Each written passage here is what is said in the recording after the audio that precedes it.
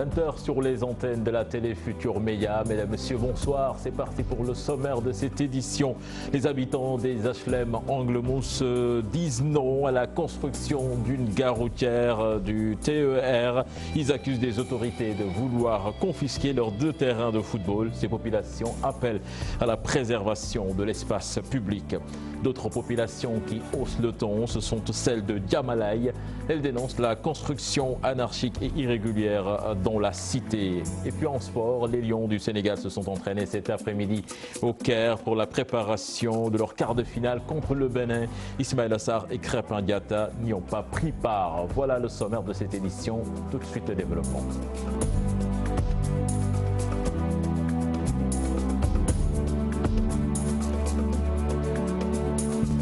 Tout d'abord, cette information de notre correspondant à Mbour. Braquage en plein jour à la station service Ciel Oil située à la gare routière de Mbour.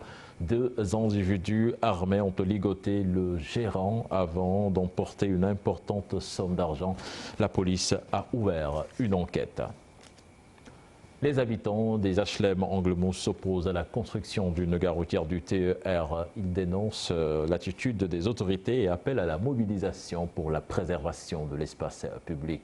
Compte rendu signé Cher Diop, Thierry Laurent Mendy. 2 terrains situés face à face, cet espace au HLM Anglemousse fait l'objet d'une vive polémique à l'origine. Un projet de construction de gare routière du train express régional. On a été surpris et ébahis d'entendre que ça fait 1 an que le maire est en train de négocier avec l'APIX pour prendre les 2 terrains qui sont contiguës à notre cité. Et ces 2 terrains appartiennent à la cité. On nous a caché le projet depuis 1 an. Très remontés, ces habitants des HLM déplorent l'attitude des autorités sur cette affaire. 4 ou 5 personnes ne peuvent pas décider à la place de tout le monde. Ces gosses-là, ils sont natifs. Ces pères de famille qui sont maintenant dans cette cité sont natifs ici. Eux, ils ont joué dans ce terrain-là. Leurs enfants sont prêts à y jouer. Le maire n'a jamais rien fait, et je pèse mes mots, il n'a jamais rien fait ici. On était envahis par les fripiers, il n'a absolument rien dit. Les taxis, c'est le regroupement à midi, vous venez ici, tous les taximans viennent manger ici à midi, il n'a jamais rien fait ici. Un espace public que l'État compte utiliser, les populations craignent un problème de sécurité. Une gare ferroviaire, mais ça va avec l'insécurité, ça c'est certain. Ça va avec l'insécurité. Si on veut faire un terminus ici, de bus, un terminus de bus sur ces terrains, mais les gargotes vont arriver, les vendeurs à la sauvette seront là, les délinquants viendront avec, les apprentis car rapides, je ne les stigmatise pas, mais vous les connaissez mieux que moi. Ces habitants et autres résidents appellent à la mobilisation, continuer le combat pour préserver cet espace qui sert aux jeunes de terrain d'entraînement. Messi, Ronaldo, Sadio Mané, Aladji Diouf, Diop, face à l'insécurité qui règne dans leur cité, les constructions anarchiques et irrégulières, les populations de Diamalaye haussent le ton. Elles appellent les autorités à leur venir en aide face à ce qu'ils qualifient de catastrophe écologique. Dissa Prera, Ahmadouba. Elles ne savent plus à quelle autorité s'adresser face aux déchets qui envahissent leur cité et les constructions irrégulières sur la plage. Les populations de Diamalaye lancent un cri de secours. Ce qui se passe au niveau de Diamalaye, c'est catastrophique au point de vue écologique et environnemental. Diamalaye est d'autant plus inquiet que la zone est devenue un des plus grands dépotoirs à ciel ouvert de Dakar. À cela viennent se greffer les constructions irrégulières et anarchiques tout au long de la plage et des ruelles du quartier. Ces faits qui se déroulent à Diamalaye aujourd'hui, c'est un Mbobos bis. Parce qu'il est plus facile de venir déverser ces ordures ici sur la plage que d'aller jusqu'à Mbobos. On vit un Mbobos bis. Ça, notre santé, comment dirais-je encore, en dépend. Nos enfants sont malades et qu'aujourd'hui, si l'État ne fait rien, si la pluie arrive, vraiment ce sera un désastre. À Diamalaye, les habitants ne se laisseront pas envahir, disent-ils, par les déchets et les constructions irrégulières, même si encore les autorités ne répondent pas à leur appel. Cette situation va devenir insupportable pour les habitants et ils voudront se faire justice eux-mêmes et cela peut dégénérer, entraîner de la violence et d'autres conséquences. Il se pourrait même qu'on en vienne aux mains avec les occupants de la plage.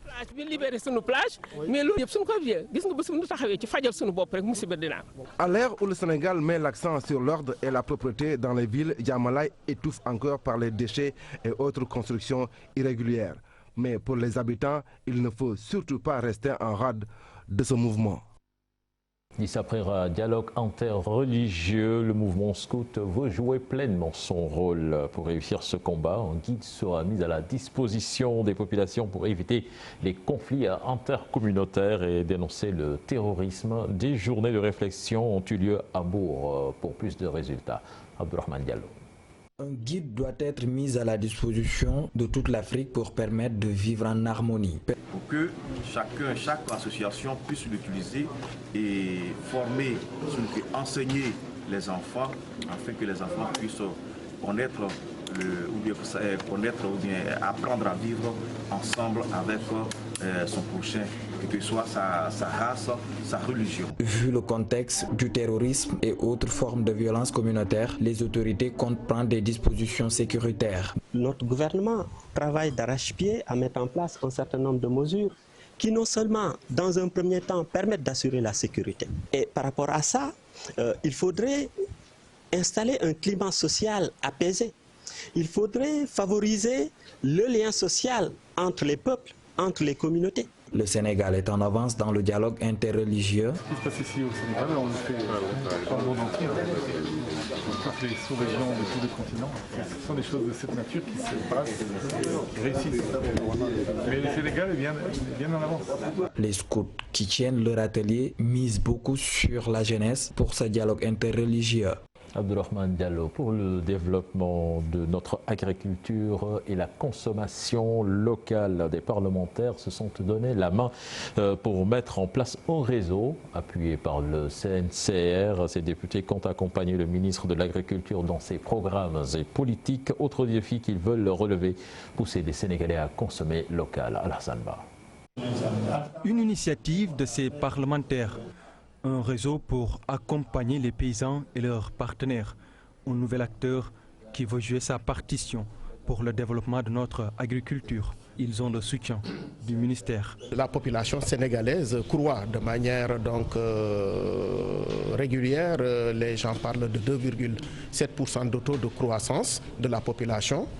Et cette population, donc, d'ici quelques années, en tout cas, va être très nombreuses au point que aujourd'hui des stratégies et des programmes doivent être mis en œuvre pour pouvoir la nourrir et ensuite pour pouvoir développer donc de manière substantielle donc notre agriculture. Nous considérons que la mise en place de ces réseaux va permettre en tout cas au ministère d'être d'abord mieux éclairé sur certaines choses, mais également d'avoir des acteurs sur qui il pourra compter pour pouvoir donc développer cette agriculture. Le consommer local, tout le temps on en parle, mais il reste encore du travail à faire. Le réseau se fixe aussi l'objectif d'en faire sa mission. Parce qu'on produit beaucoup, mais pour que les Sénégalais consomment ce qu'ils produisent, c'est difficile. Voilà, si on arrive à produire quelque chose de bien, et que la population puisse trouver la quantité suffisante, la nutrition suffisante, et qu'on arrive à exporter ou à vendre au niveau local ou à transformer et à vendre à l'étranger pour que l'économie puisse revenir à l'État du Sénégal et à la population sénégalaise. Donc voici notre principal objectif. Nous avons les meilleurs produits. Souvent nous avons des produits sans intrants qui sont nutritifs, qui sont très bien pour la population, mais nous ne les consommons pas. Allons vers la sensibilisation. Le bureau sera installé au cours de cette rencontre. Le réseau parlementaire pour le développement agricole et le consommer local va ensuite dérouler son programme. Nous parlons de santé à présent. Comment stopper la propagation du cancer du col de l'utérus et du cancer du sang dans la région de Kolda? Le district sanitaire de Médina Yoro Fula s'engage, comme vous allez le voir dans cette correspondance signée Abdoulaye Diallo. Isolé et enclavé, le poste de santé de Badion a abrité une journée de dépistage du cancer du col de l'utérus et du cancer du sein. Ces deux pathologies commencent à prendre de l'ampleur au Fouladou. La dite journée est organisée par le district sanitaire de Médina Yoro Foulah en partenariat avec USAID NEMA. Voilà vraiment une problématique. Je ne dis même pas pour la région de Kolda, mais c'est au niveau national. C'est préoccupant. Et vous voyez vraiment avec toute cette affluence, n'est-ce pas? Partout où on est passé, il y a presque des centaines de gens qui sont là et qui attendent au niveau des unités de soins. Et au passage, remercier le partenaire USAID NEMA. Le dépistage du cancer du col de l'utérus et du sein par la même occasion. Donc en tout cas, c'est des activités qui permettent véritablement aux femmes de se prendre en charge et de pouvoir d'avoir également des soins de qualité, peut-être pour lesquels il fallait aller jusqu'à Kolda ou bien à Mampatim, donc pour être pris en charge. Donc si le partenaire vient véritablement offrir ces paquets-là à la population, nous ne pouvons qu'appuyer. Les habitants de cette zone rencontrent d'énormes difficultés pour accéder à des soins de santé de qualité à cause de leur éloignement. Le choix de Badion est par rapport à la population qui est un peu desservie, un peu loin surtout de soins de santé. Le problème est là d'une manière nationale. On a le problème d'épistage de cancer, le problème pose problème. Donc c'est une opportunité en tout cas qu'on a essayé d'amener au niveau des villages, au niveau des zones les plus loin pour offrir ces soins-là aux femmes. Dans la commune, il y a des familles vulnérables qui n'ont pas les moyens, même s'ils vont partir à Médina Yoro Foulah ou à Vélingara, mais elles n'ont pas de moyens. Maintenant, si USAID NEMA amène l'activité là dans la commune de Badion, nous sommes très contents. À l'issue de cette journée de dépistage des cancers, au total 340 individus ont bénéficié des prestations des techniciens de santé. Toutes les personnes dépistées positives vont faire l'objet d'un suivi médical jusqu'au traitement complet de leur maladie. Retour à Dakar, 400 récipiendaires issus de 15 nationalités africaines. Ces étudiants de la faculté de médecine de l'UCAD appelés à redorer le blason du métier dans la pratique plutôt qui s'avère une obligation pour une meilleure prise en charge de non-patients. La promotion sortante de la faculté de médecine de l'année 2019 est baptisée Serigne Abdoulba, chef de service de cardiologie de l'hôpital Aristide Le Dantec. C'était en présence de nos reporters Mohamed Samb et Diafar Abba. Fin de 6 ans d'études, la promotion sortante de la faculté de médecine a franchi un nouveau pas, mais ces futurs médecins appelés à humaniser cette pratique médicale. La médecine actuellement, ce n'est plus qu'une science technique ou tactique simplement, mais aussi c'est un art de se donner aux malades. C'est écouter les malades, c'est lui apporter le réconfort nécessaire pour soulager ses maux. Et de se mettre, d'être humble, d'être accessible, d'être, quels que soient les moyens techniques, le petit geste, la parole qui rassure, ceci est très important. Les récipiendaires, quant à eux, ont bénéficié d'une formation rigoureuse pour leur intégration dans le milieu professionnel. Dès la deuxième année, on commence à te pousser dans le monde professionnel, à t'intégrer dans le monde professionnel. Donc de la deuxième à la sixième année, on est tout le temps à l'hôpital. Et cela va se poursuivre. Donc pour être opérationnel, ce n'est pas un problème pour les sciences médicales, d'autant plus que la pratique se fait dès le début. Ces jeunes médecins ont du pain sur la planche. Ils ont la responsabilité de bien s'occuper des soins des populations. Nous sommes des soldats en service commandé. Et nous devons, quels que soient nos moyens, quelles que soient nos ressources, essayer de procurer le maximum de confort aux populations. Nous devons soigner, guérir revient à Dieu, mais nous devons donner aux populations le maximum de soins possibles en conformité avec le degré d'avancement de la science. 400 étudiants de 15 nationalités différentes ont reçu leur parchemin. Cette promotion sortante de la faculté de médecine de l'UCAD, riche en diversité culturelle, porte le nom de l'éminent professeur et chef de service de cardiologie de l'hôpital de Dantec, Serigne Abdoulba. En mode politique à présent, le mouvement Karna Tanguay en Assemblée générale cet après-midi ne compte pas briller de mairie lors des élections locales.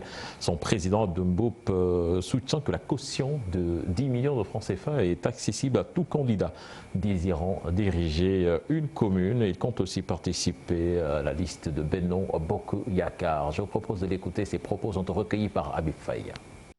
Pas devenir maire, cela dépendra. Parce que vous savez, l'élection locale n'est pas une élection législative ni une élection présidentielle. Ce sont les conseillers qui nomment le maire. Jusqu'à ce jour, il n'y a pas de réforme. Donc, si par exemple, cette consécration, cette participation à la base, cette reconnaissance de la base est justifiée de par la personnalité qui est sur la liste de Karna Tanguay, on peut naturellement être maire de cette commune. Donc, vous savez, ce n'est pas exagéré.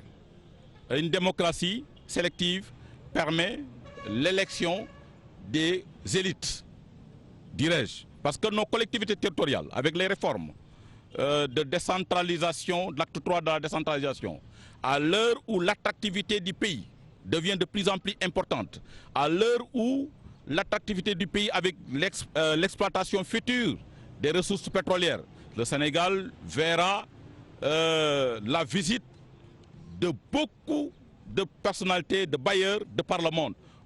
32 élèves récompensés. Le CM de Anne Belair fête ses meilleurs élèves. Une cérémonie sur initiative de l'association des parents d'élèves. Le CM de Anne Belair, rappelons-le, dispose d'un bloc scientifique entièrement rénové et l'inauguration de ce bâtiment avait eu lieu en 2018. C'était en présence du président français Emmanuel Macron. Aminata Mbaresso, Youssouf Baro.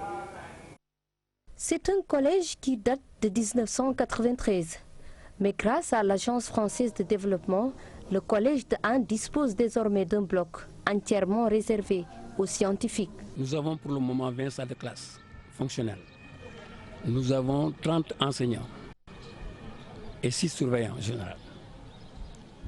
Donc nous avons environ 1200 à 1300 élèves. Le nouveau bâtiment est inauguré en 2018. Après des années d'expérimentation, le collège récompense les plus méritants. Nous célébrons la fête de l'excellence au niveau du CM pour fêter nos élèves les plus méritants. C'est bon de signaler qu'à l'occasion de cette fête, tous les élèves que nous allons récompenser aujourd'hui ont une moyenne supérieure ou égale à 15. Et c'est sur l'initiative de l'association des parents d'élèves du CEM Anne. C'est leur première édition. Aujourd'hui, nous allons, par exemple, remettre des prix à 32 élèves. C'est-à-dire chaque meilleur élève de chaque classe.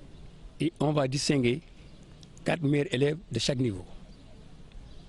On va donner des prix aux enseignants et l'administration. 32 élèves au total, le corps professoral aussi. Nous sommes très fiers parce que nous avons eu de la chance d'en profiter. Parce que beaucoup de nos frères et de nos sœurs n'ont pas pu profiter de ça. Et aussi, je fais part à nos frères et sœurs qui sont encore là de bien travailler pour remercier l'association des parents d'élèves du CEM de Anne. Parce que c'est seulement à travers nos résultats qu'on peut les remercier. Environ 1300 élèves, le CEM Anne fait partie des établissements ayant bénéficié du programme de réflexion avec un bloc scientifique pour la promotion des sciences. Thiès Police, camp tropical du groupement mobile d'intervention de Thiès, le commandant a lancé ses activités pour fêter la musique principale des forces armées. L'adjudant de police Andrettine est le commandant de la musique principale des forces armées que je vous propose d'écouter au micro de Chiranta Diop. Mes remerciements aussi vont à l'endroit de toutes les autorités municipales, de toutes les autorités policières aussi, et des civils qui ont pu nous honorer de leur présence. Donc on l'a tous constaté, on vit présentement la première édition de la fête de la musique. Donc quand on dit première édition, ça veut dire que c'est une journée qui n'a jamais été organisée. Donc c'est une initiative qui a été nourrie, avec des gens. Parce qu'ici au camp tropical, il n'y a pas que la musique, il y a l'état-major, il y a la 3e compagnie. Donc il y a les services aussi de spécialité. Donc vous l'avez constaté, il n'y avait pas que la musique ici. La musique était accompagnée aujourd'hui de tous ces services avec qui elle évolue. Quand on parle de fête de la musique, c'est d'abord il y a le terme musique qui revient, mais ce n'est pas seulement les acteurs de la musique qui vivent cet événement ou bien qui vivent cette journée. La musique, elle est le détenteur du cérémonial, c'est les détenteurs, c'est les gardiens du temple, ils sont les conservateurs. Donc on ne peut pas avoir un jour ou une journée comme le 21 juin et ne pas le vivre, c'est pas possible. Normalement la fête de la musique, comme on le dit, c'est le 21 juin. Mais on a préféré décaler au 5. Pourquoi? Parce que d'abord il faut prendre le temps de faire savoir aux gens, c'est quelque chose qui n'a jamais été organisé, prendre le temps de faire savoir aux gens qu'on va l'organiser. Habituer aux gens à cette journée. C'est ça le sens du 5 juillet.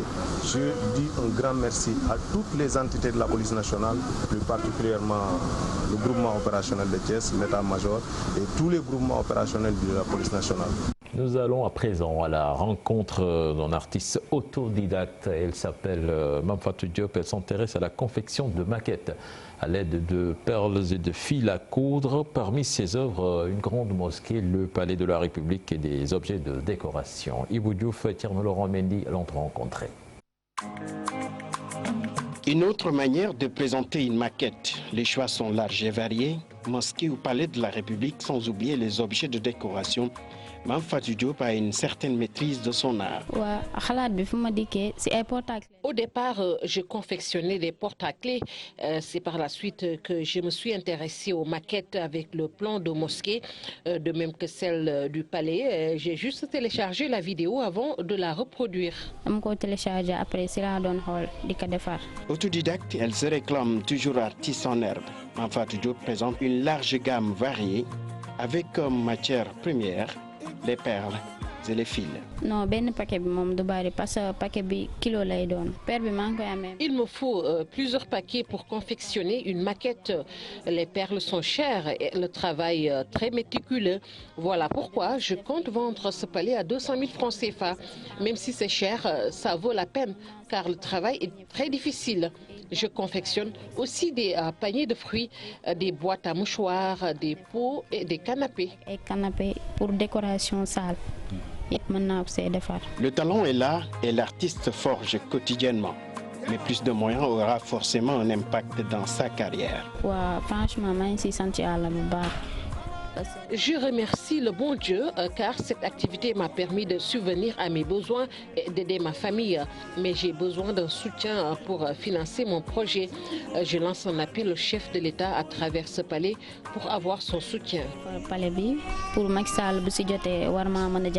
En attendant de disposer d'un soutien conséquent, Mame Fatou poursuit son art et en a fait un exercice de prédilection.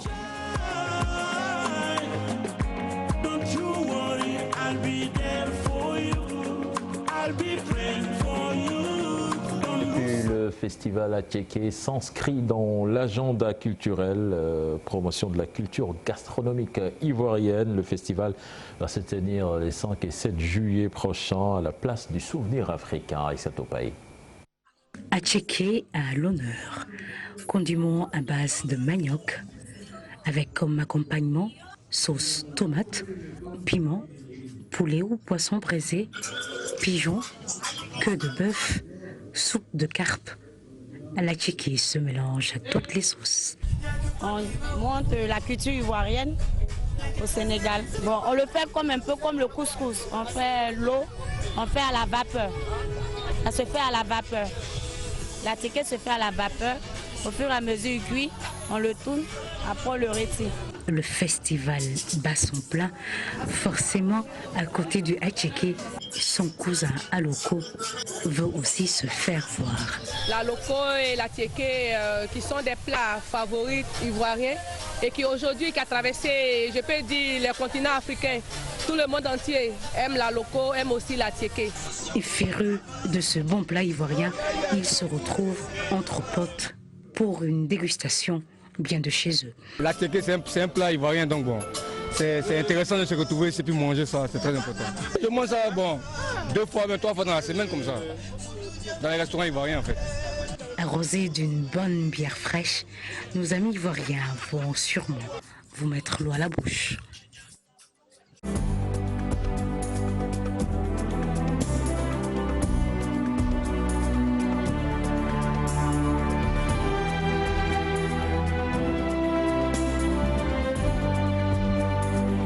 Parlons football à présent avec les Lions du Sénégal qui se sont entraînés cet après-midi au Caire sans la participation de Krépin Diatta et Ismaël Sarr. Restés à l'hôtel, Pape Abdou Cissé, le défenseur central, lui, ne veut pas sous-estimer les écureuils. Je vous propose de l'écouter au micro de Mamadou Ndiaye. Wow, alhamdulillah, c'est normal parce que... Entre les éliminatoires et les matchs de poule, il y a eu beaucoup de matchs qui se sont enchaînés. Si on a une journée, alors pour se reposer, on en profite. Mais il n'y a pas de petite équipe dans cette compétition. Nous, on se prépare en priant pour notre victoire. Le Bénin, nous voyons que c'est une équipe très physique et les joueurs peuvent marquer à n'importe quel moment d'un match. Mais nous nous préparons en conséquence et nous prions pour notre victoire. Nous nous préparons dans tous les sens. Et puis, Inch'Allah. Et puis le Teungueth FC, vainqueur de la Coupe du Sénégal, se prépare pour sa campagne africaine. Le club rufisquois fait face à des difficultés financières, d'où l'urgence de lancer un appel aux fils de Rufisque et aux bonnes volontés en attendant le reliquat après la victoire en Coupe du Sénégal. Là-dessus, je propose d'écouter le directeur technique du Teungueth FC. Il s'appelle Alassane Dia, interrogé par Ousseynou Thiam. Nous connaissons une décomposition de notre effectif et en face, la recomposition n'est pas aussi évidente. Parce qu'en termes, par exemple, de remplacement de ceux qui sont supposés partir, eh bien, nous n'avons pas encore peut-être le niveau escompté. Aujourd'hui, nous nous retrouvons dans une situation où, même pour démarrer la préparation, il n'y a aucun rotin dans les caisses. Nous avons pensé donc qu'il fallait faire ce cri du cœur, mettre les gens en tout cas au courant de ce qui se passe, communiquer par rapport en tout cas à cette échéance qui nous attend. Parce que si la Coupe d'Afrique était toujours en novembre, comme tous les clubs qui ont eu à y participer, Teungueth FC aurait pu dérouler son budget correctement, normalement et dans la sérénité. Teungueth FC et la ville de Rufisque comptent sur le président de la République pour pouvoir effectivement mettre cette équipe dans les conditions de faire une participation correcte à la Coupe d'Afrique. C'était tout pour ce 20h. Prochain rendez-vous pour l'information, ce sera à 0h avec le tout en images. Je vous retrouve à 22h pour les besoins du journal de la CAN.